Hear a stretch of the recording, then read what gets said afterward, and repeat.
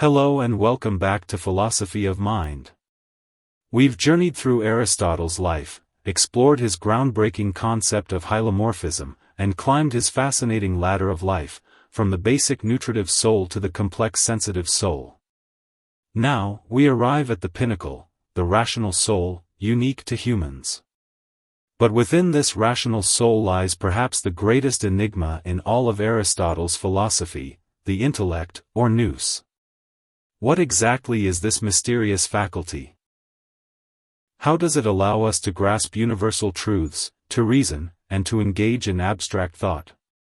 And what did Aristotle mean by the active intellect, a concept that has puzzled philosophers for millennia? Today, we're diving into the profound and often perplexing world of Aristotle's Nous, exploring its nature, its function, and its ultimate purpose in human flourishing. Get ready to stretch your mind. Don't forget to subscribe to Philosophy of Mind for more deep dives into the nature of consciousness and reality. Recap: the rational soul and its unique capacity. As we discussed in our video on the ladder of life, the rational soul, psyche logistic, is the highest form of soul, possessed exclusively by humans.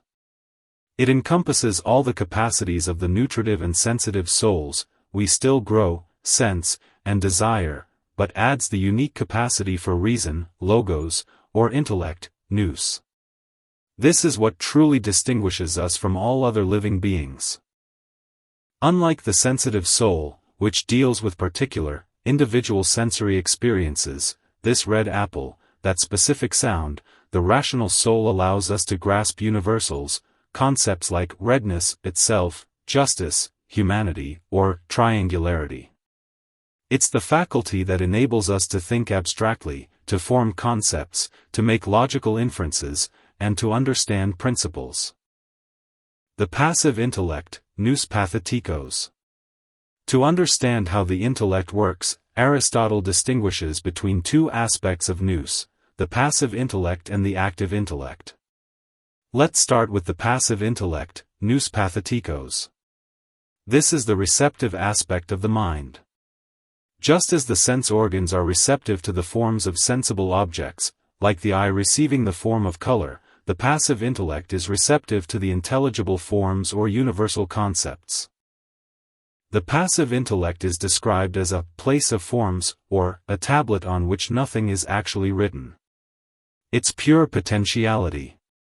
It has the capacity to become all things, but it doesn't actually become them in a material sense. Instead, it receives their intelligible forms. Think of it like a blank slate ready to be written upon by understanding. How does the passive intellect receive these intelligible forms? It does so by abstracting them from the sensory images, phantasmata, provided by the sensitive soul, imagination and memory.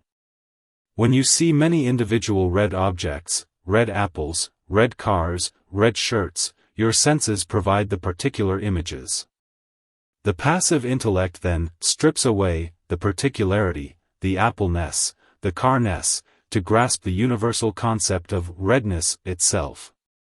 This process is called abstraction.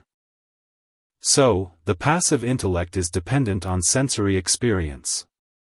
It cannot think without the images provided by sensation and imagination.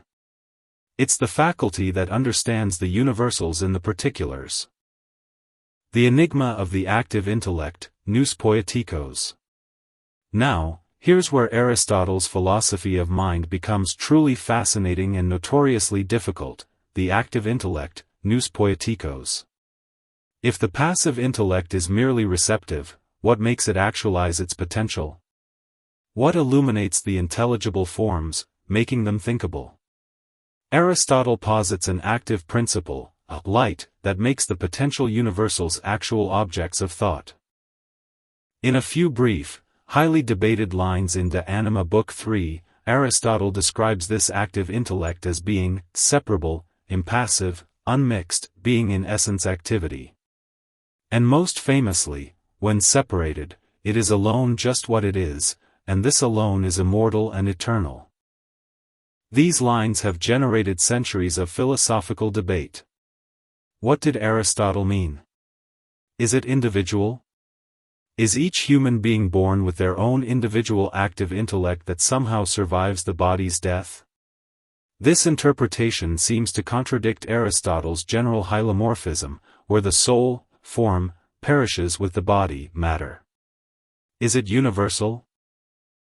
Is there one single, universal active intellect that all humans share, perhaps a divine or cosmic intellect that illuminates our individual passive intellects?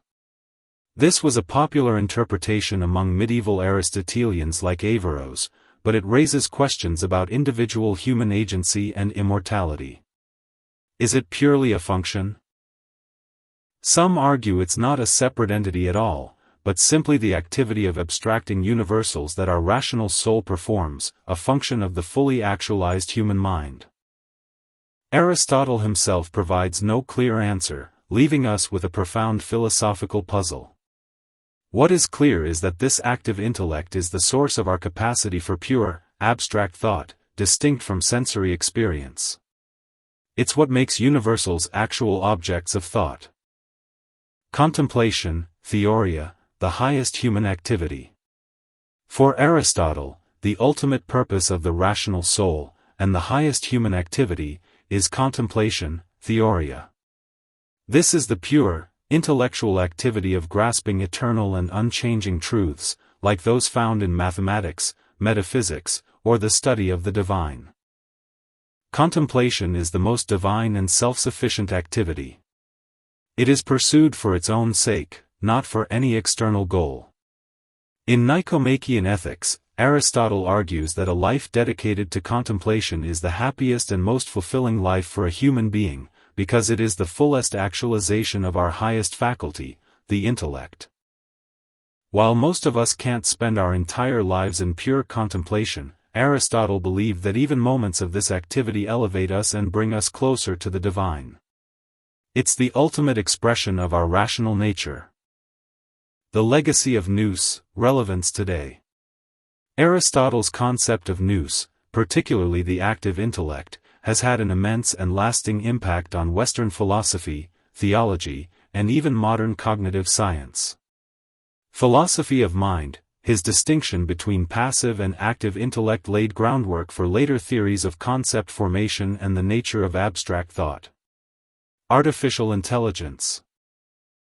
The challenge of creating AI that can truly understand, or abstract, universals, rather than just processing data, echoes Aristotle's distinction between mere reception and active intellectual insight. Consciousness.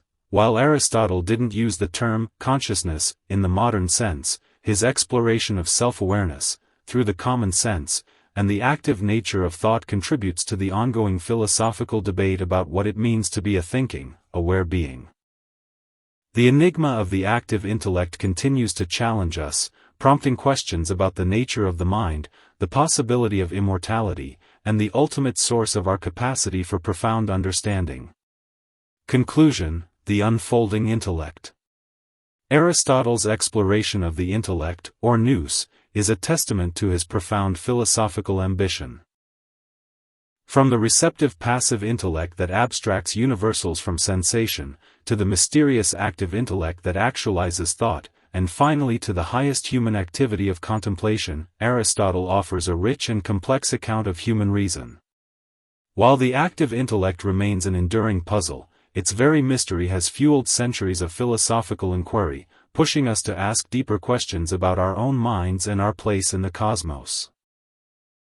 This concludes our journey through Aristotle's philosophy of mind. We hope you've gained a deeper appreciation for this ancient giant. What are your thoughts on Aristotle's nous? Share them in the comments. Don't forget to subscribe to Philosophy of Mind for more explorations into the biggest questions about consciousness and reality.